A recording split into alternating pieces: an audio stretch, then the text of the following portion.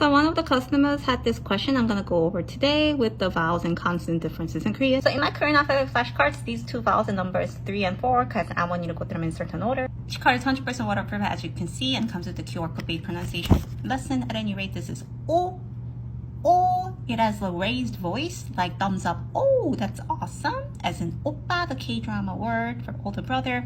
And this is considered light vowel, which means it's higher in tone, sounds brighter. As opposed to oo, oo, that is the vowel with deeper voice. Think of it when you're bullying at somebody, that's how it's gonna sound like. So this is considered dark vowel. And the concept of light and dark vowel, which you can Google, of course, this is really helpful when you talk about conjugations, present tense conjugations, Korean, which I also explain in a 30-minute lesson for free on my YouTube channel. But at any rate, these are called Korean alphabet flashcards, Hangul flashcards like this. And then if you make a bundle, it comes with the survival Korean. It also has a Hangul chart, which is super helpful on the back of the first card like this, all in one single class.